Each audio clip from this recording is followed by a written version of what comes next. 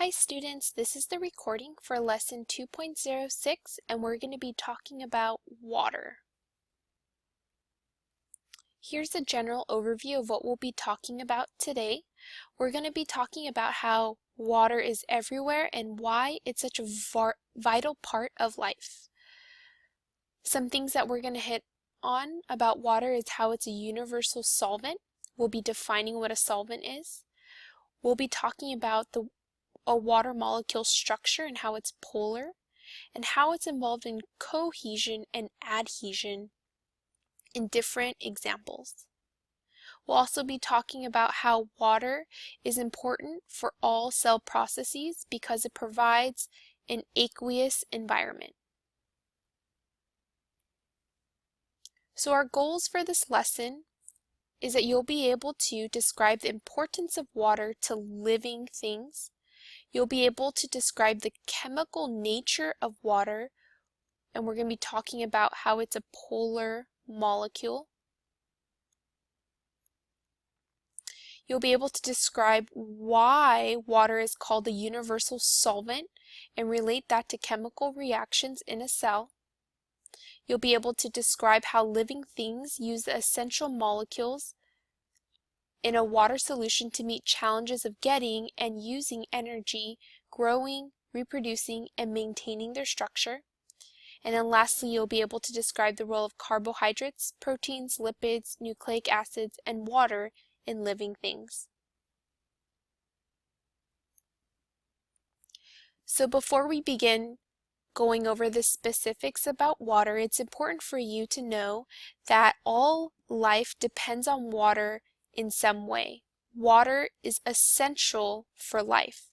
You can look at these two pictures here. One, this is when water is not present, and this is when water is. You see a completely different environment.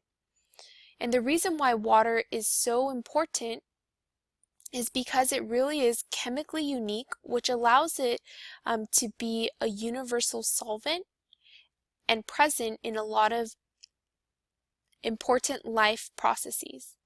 No other substance on Earth compares to water's abilities, properties, and characteristics. So living things are composed of mostly water.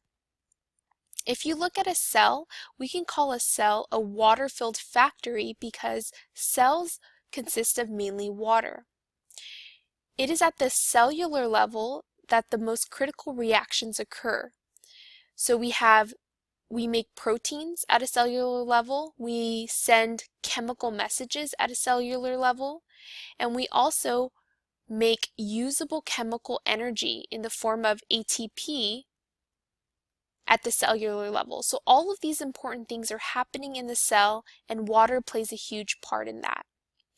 In addition to that, materials in living things are circulated and transported usually by water-based fluids.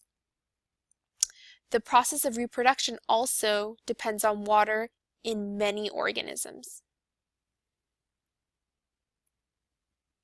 So let's look at the chemical structure of a water molecule. So we've already gone over at least these two pictures right here and why a water molecule looks bent and is actually a bent molecule. We're going to introduce the concept of polarity now in this lesson. So water is a polar molecule. And what it means for a molecule to be polar is when you have an unequal distribution of electrical charges. So this means that some parts are positive and other parts are negative. Right? So it's not like there's an equal distribution in the whole molecule. And so let's see why that is. The hydrogen atom is going to line up at an angle to the oxygen atom. So we see here that there is an angle to the water molecule. A water molecule has two hydrogen atoms covalently bonded, which means electrons are shared, to one oxygen atom. The large oxygen atom has 8 protons. So because this oxygen has 8 protons, it's going to be pulling the electrons towards the oxygen.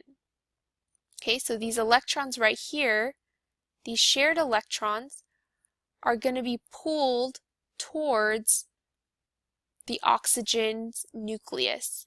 And the reason why is because this oxygen has 8 protons, whereas hydrogen only has 1, and so has a greater pull.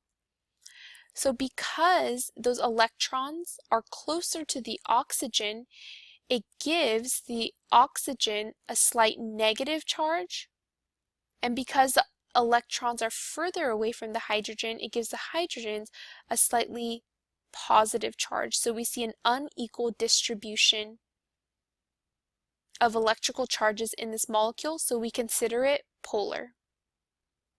Another representation of how we can show a water molecule is this space-filling model, which basically you can also see its bent structure as well with the unequal electrical charges.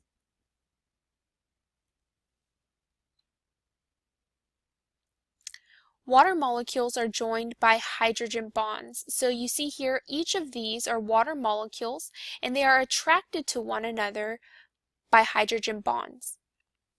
Water molecules don't bond together randomly, but they actually have their electrical charges aligned with one another. So we know, for example, that the hydrogens have positive charges and the oxygen have a slight negative charge, and so they're going to be attracted to one another accordingly. For example, this oxygen right here will be attracted to this hydrogen right here because they have opposite charges. This bond, which you see it with these dotted lines, are what we call hydrogen bonds. It's important to note that hydrogen bonds are actually weaker than an ionic bond or covalent bond because we're working with partial charges.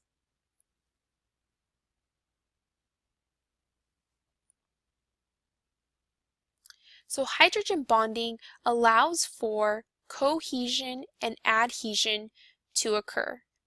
Okay, so we can consider water sticky. And let me describe why that is.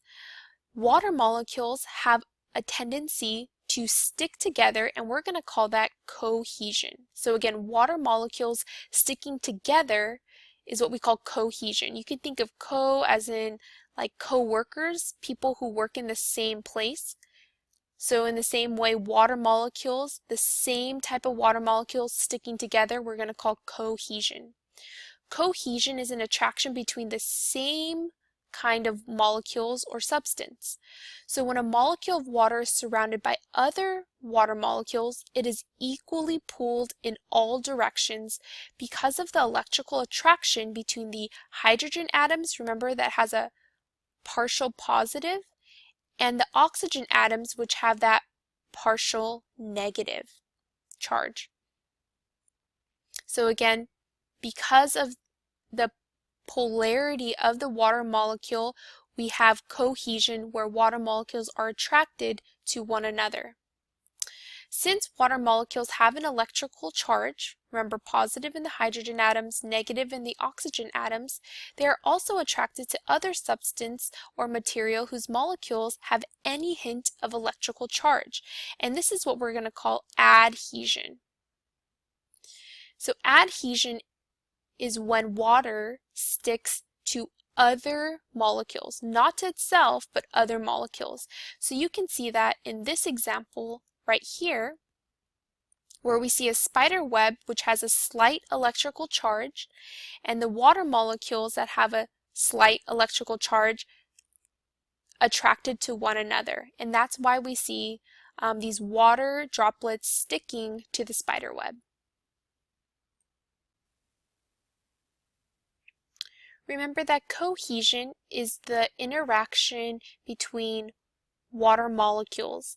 And so we're going to be looking at a video right now of cohesion, and we're going to be looking at how water moves in slow motion. So try to think about how the water molecules are interacting with one another as the water is dripping from one leaf to the next.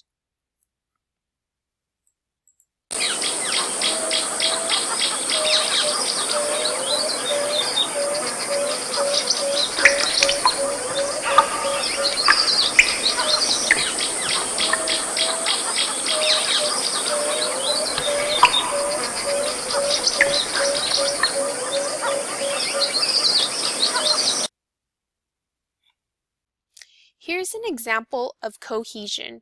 We're going to be looking at water surface tension. So again, it's the result of cohesion, which is when water bonds with other water molecules.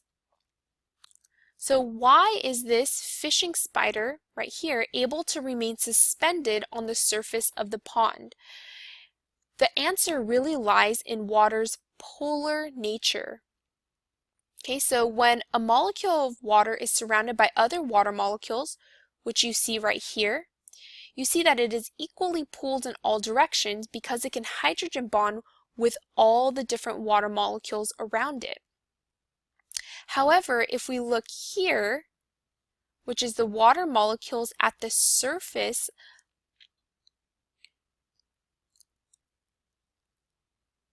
this water molecule does not have any water molecules above it. So we see right here there aren't any water molecules above this water molecule, and so they are more attracted to the water molecules next to them and below them.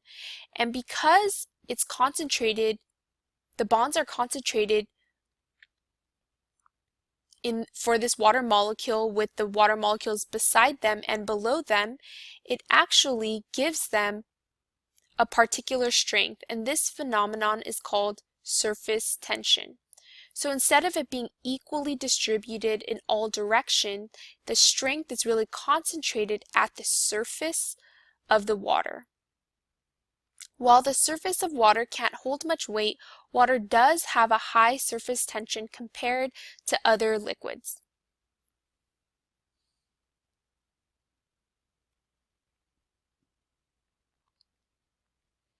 So we can actually look at both cohesion and adhesion and how they both play a role in how water moves in plants. And so you see this tree right here is really tall, and essentially it has water running all the way up its trunk. How exactly does this happen though? Both cohesion and adhesion play a role. So within the trunks of trees and stems of plants are narrow tube-like structures that serve as conduits for carrying water and nutrients from the roots to the rest of the plant. So it's going all the way up the plant. Because of the water's adhesive properties, remember adhesion would be water bonding with something else,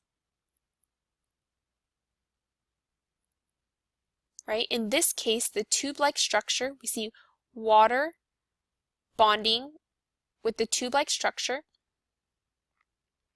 Water molecules inside the tubes are attracted to the tube's inner surface. So this allows the water to stick to the tube. But we don't want water to just stick to the tube. We also want water to be pulled along with each other. And so because of water's cohesive properties, the rest of the water molecules are pulled along with them. Okay, so remember, cohesion is the attraction between water molecules and other water molecules, which you see in the bonds right here. And so both cohesion and adhesion will play a role in pulling water from the roots all the way to the leaves at the top of the plant.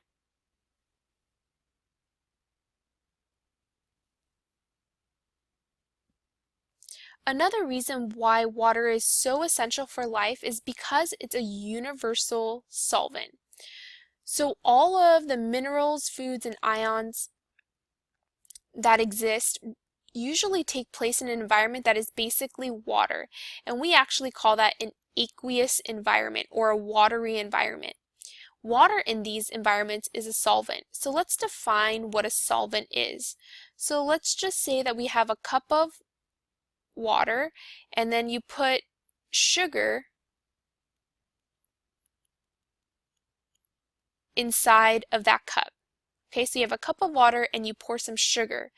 So the sugar we're going to call the solute because it is what is being dissolved.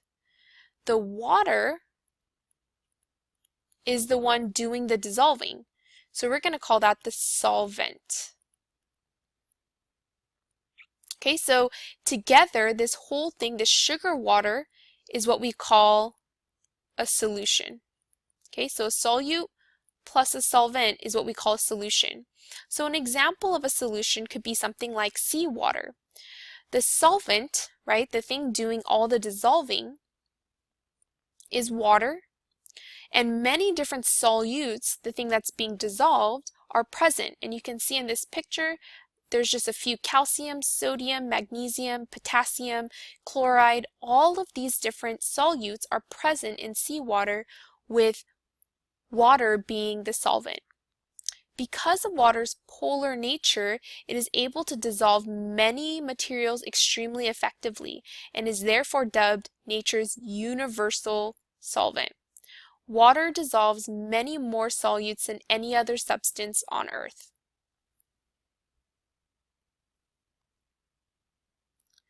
So why do living things need so much water and so often? One reason is the structure of the cell environment. So if we look at a cell environment, you see that a cell environment is actually aqueous. Remember, we defined this as watery. So it has a watery environment.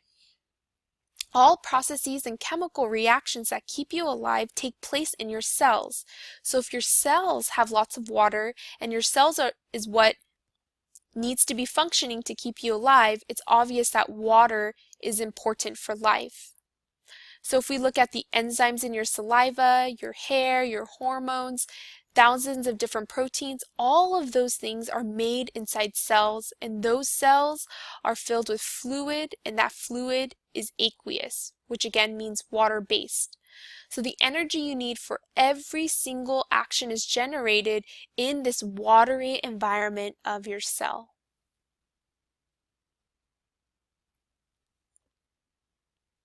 So because water is such an important component to life, living things have really adapted different ways to keep the proper balance of water, not too much and not too little.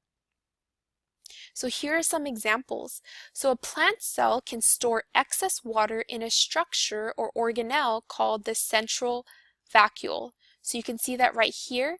This is a central vacuole, and it'll store excess water in there and then release it when it is needed. We see this single cell paramecium, and this single cell paramecium lives in water and has this structure called a contractile vacuole, and that allows it to squeeze out excess water, again maintaining the proper balance of water. And lastly, we have this kangaroo rat. This kangaroo rat can actually go months without drinking any water, and the way that it does that is it reabsorbs water from its own organs and extracts water from the foods that it eats. So again, all three of these examples show how important water is because living things have actually adapted to make sure that water levels are maintained in their organism. Whatever the mechanism, all living things must keep that proper balance of water so their cells can maintain that aqueous environment or watery environment. So here's a summary of what we went over today. Water is a critical component of all living things. And the reason why it's so important is because of its unique physical characteristics and properties. We talked about some of these things like how water is a polar molecule, how it can be involved in hydrogen bonding, how it's involved in cohesion and adhesion, so it can stick to one another and it can stick to other substances. Water also forms that watery environment, which allows for cellular processes to occur.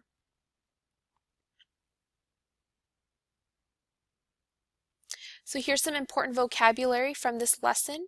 We have polar molecule, hydrogen bond, cohesion, adhesion, surface tension, aqueous, solvent, and solute.